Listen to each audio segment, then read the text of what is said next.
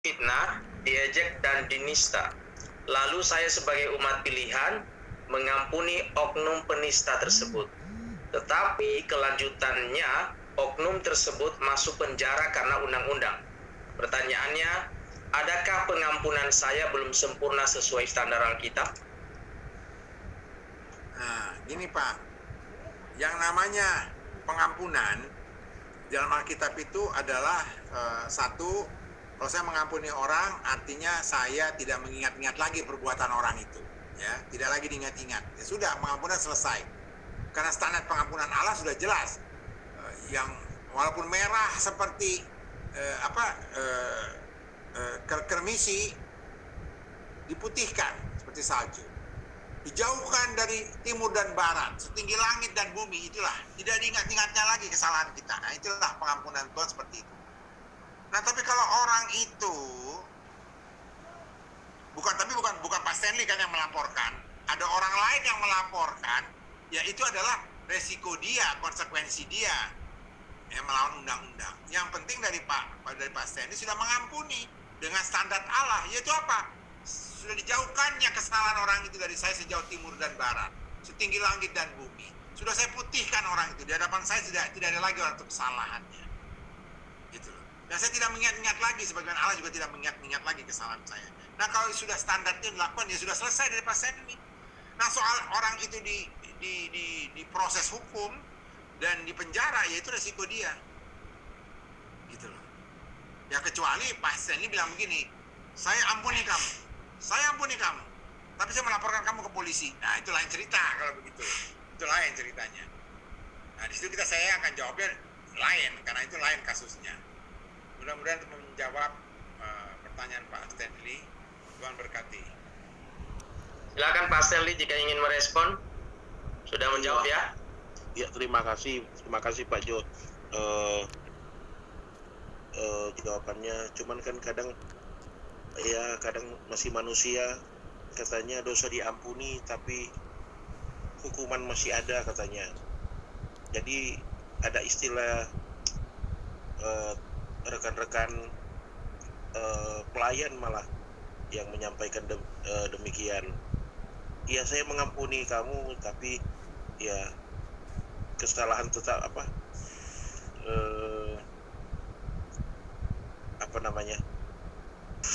Tetap berjalan. Penghukuman tetap jalan katanya. Hukuman tetap jalan. Ya. Itu aja. Ya, jadi begini Pak Stanley, ya, karena Pak Stanley bicara begini, jadi saya kasih kesaksian hidup saya sajalah. Beberapa hamba Tuhan sini juga tahu mengenai hidup saya ini. Jadi begini Pak ya, kalau saya justru karena saya manusia sekarang masih hidup, saya harus melakukan firman. Karena kalau sudah saya mati, udah nggak bisa lagi melakukan firman Pak, udah selesai. Semua firman itu harus kita lakukan selama saya masih jadi manusia hidup. Kalau saya sudah mati, ya. Nah, itu sering orang-orang menjawab, ya namanya juga manusia Pak. Loh, justru manusia itulah saya harus melakukan firman. Karena kalau sudah mati, udah nggak ada lagi bisa melakukan firman. Nah, itu yang pertama. Yang kedua Pak, selalu orang itu berdalih karena dia tidak bisa mengampuni sesuai dengan standar Allah, maka dia berdalih Pak. Ya, ini kan negara hukum, tetap dilaporkan. Jadi saya mengampuni. Nah, dia berdalih itu Pak sebenarnya. Kalau dia benar-benar mengampuni, dia tidak akan melaporkan. Saya kasih contoh nih Pak, ya. Itu terjadi tahun 2007 Pak, 2007. Saya mas saat itu baru mulai mau melayani Tuhan kecil-kecilan, ya. Dari rumah ke rumah saja gitu. Nah, saat itu Pak, saya diajak seseorang untuk berinvestasi, untuk membuat BTS ya. BTS apa itu, handphone itu BTS ya. Nah, modalnya 600 juta Pak. Jadi saya kasih 600 juta tahun 2007 Pak, 600 juta. Ya, saya percaya saja karena itu teman. Ternyata Pak, setelah 3-6 bulan nggak ada berita, nggak ada apa-apa, setahun nggak ada berita Pak. Dan saya tanya, gimana itu tuh? Udah terjadi, BTS udah dibangun belum? Mana duitnya? Singkat cerita Pak, duitnya saya diambil Pak, ditilep. hilang 600 juta tuh Pak. Saat itu Pak, saya katakan tadi, saya baru mulai Pak, dipanggil Tuhan untuk melayani dari rumah ke rumah aja. Lapor saya Pak, saya lapor ke pengacara. Saya minta pengacara, kebetulan pengacaranya dekat sekali dengan Kapolda Metro Jaya. Saya lapor, pakai pengacara. Bapak tahu, dia datang ke Polda hari itu juga. Ini mitra saya ini perempuan Pak, perempuan.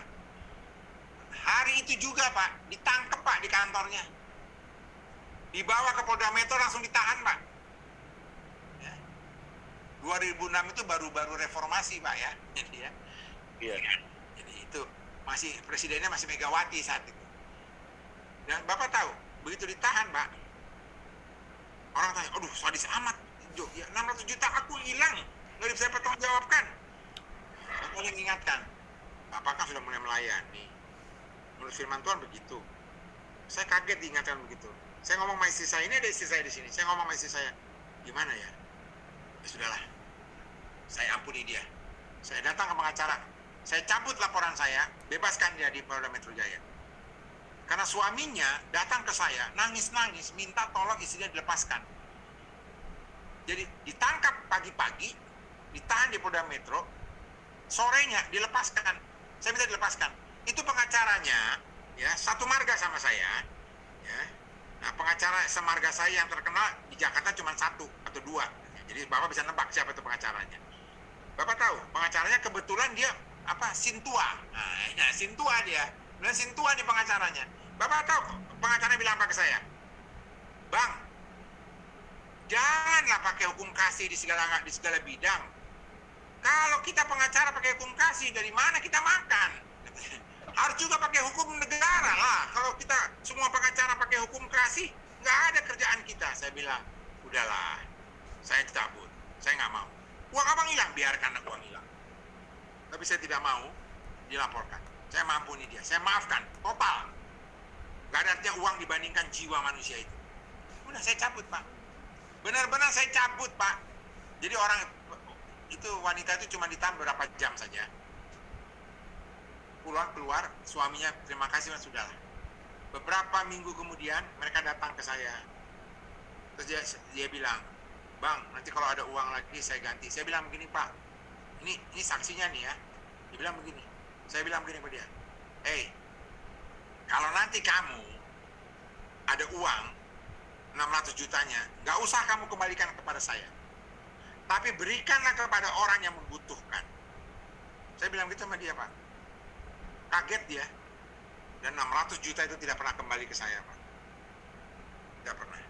Haleluya, luar biasa. Tapi Bapak tahu nggak apa yang terjadi? Luar biasa Pak Jo. Apa yang terjadi dalam hidup saya? Ini di sini banyak nih hamba-hamba Tuhan di Sejuta Kasih. Ada Pak Carlos, ada Pak Leo, ada Pak Joni Kencem, ada Pak siapa lagi nih? Siston, ada Pak Faradodo itu. Pak Theo ada di situ.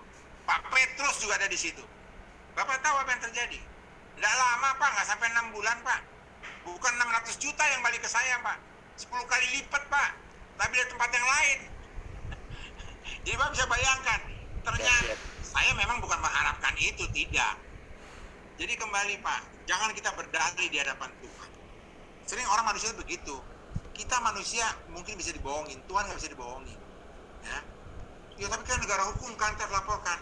Ya sudah, kalau saudara mau bertindak sebagai orang negara hukum, ya sudah jangan banyak omong-omong mengampuni dong. Jangan campur adukan, karena kalau firman bilang mengampuni ya selesai, nggak lapor-lapor. Gitu loh. Makanya Yesus tidak main-main pada saat katakan uang ini, apa yang dari Allah kembalikan pada Allah, apa yang dari kaisar berikan pada kaisar. Amin. Jadi kalau saudara memilih hukum, ya saudara kan milik dunia ini. Tapi kalau saudara milik Kristus, ya sudah, jangan dicampur-campurin. Nah, tapi kita sering mencampur adukan untuk membela diri kita, membenarkan diri kita. Ya sudah, kalau memang mengampuni, mengampuni. Saya pernah mengalami itu, saya lapor, tapi kurang dari 24 jam, kurang dari 24 jam dilepasin lagi tuh. Gitu. Jadi harus berani ngambil keputusan itu. Ya. Ada lagi yang lebih parah lagi dari itu. Beberapa tahun kemudian ada lagi partner saya. Ya, partner saya juga nih. Sudah dapat bisnis tiba-tiba dia tidak mau bayar ke saya, coba. Tidak mau bayar. Dan itu besar Pak jumlahnya, bukan ratusan lagi. Saya sama istri saya gimana nih? Saya laporin aja nih ke polisi. Pasti selesai dia. Tapi dia bilang enggak lah. Ya, karena itu kejadiannya sudah saya pelayanannya sudah cukup dalam saat itu. Saya kata enggak lah. Tuhan, aku tidak mau Tuhan. Iblis enyak kau, mau nipu-nipu aku lagi suruh laporin. Apa artinya uang? Benar saja. Bapak tahu apa yang terjadi sekarang? Nasibnya sama orang itu yang menipu saya. Bangkrut Pak perusahaannya. Dia salah satu konglomerat di Indonesia yang bangkrut ya dia. Ya, Bapak lihat aja di Google, siapa konglomerat yang bangkrut ya itu dia orangnya. Saya nggak mau sebut namanya. Bapak cari aja di Google. Nah, itu seperti itu. Abraham sama Dikun. Saya nggak sebut nama ini Pak ini yang jelas Pak, pokoknya intinya adalah berani Pak, ya, karena ada Roh Kudus dalam diri kita. Kalau saya nggak punya Roh Kudus nggak mungkin Pak, nggak mungkin. Makanya banyak pengacara Pak yang jengkel sama saya Pak. Kalau saya ngelaporin, mulai-mulai saya emosi gitu kan, namanya ya kadang-kadang jatuh kan, emosi, telepon, ini aku udah kasus gini, dibilang, ini abang lapor benar-benar mau terusin atau nanti dalam kurang dari 24 jam abang berubah pikiran nggak jadi lagi, capek aku nih bang katanya. Sama abang nih selalu begitu, panas-panas tai ayam. Lupa ngomong, nanti kurang 24 jam nggak jadi, capek aku nih bang katanya. Nah itulah, suka begitu. Banyak pengacara yang begitu ke saya gitu ya, suka begitu gitu loh. Nah jadi ya itulah, pilih yang mana kita. Dalam Roh Kudus ikuti. Mudah-mudahan itu menjawab Pak Stanley ya. Iya, sangat menjawab Pak. Terima kasih. Tuhan berkati. Itulah penderitaan Pak yang dihadapi Pak. Haleluya, puji Tuhan. Itu penderitaan yang kita hadapi. Hati ingin. Aduh, ini orang harus diperingatkan, dihukum supaya mereka dia tobat. Nah, gitu saya ngomong gitu kan. Saya suka begitu dalam hati loh. Ini orang harus dilaporin supaya dia kapok, supaya dia tidak menyakiti orang lain lagi. Nah, selalu begitu. Tapi firman Tuhan katakan, tidak ada manusia yang bisa mengubah manusia, hanya aku yang bisa mengubah, kata Tuhan. Jadi aku sudahlah masa dilaporkan, aku berdoa saja, Tuhan tolong ubahkan dia. Saya tidak minta hakim untuk merubah dia, enggak, Tuhan ubah dia. Nah itu, begitu Pak. Amin, haleluya. Puji Tuhan. Semua pertanyaan di chat untuk sementara ini sudah terjawab semua dan sekarang kita akan buka untuk floor. Silakan bagi Bapak Ibu yang ingin bertanya dengan raise hand terlebih dahulu, baru kami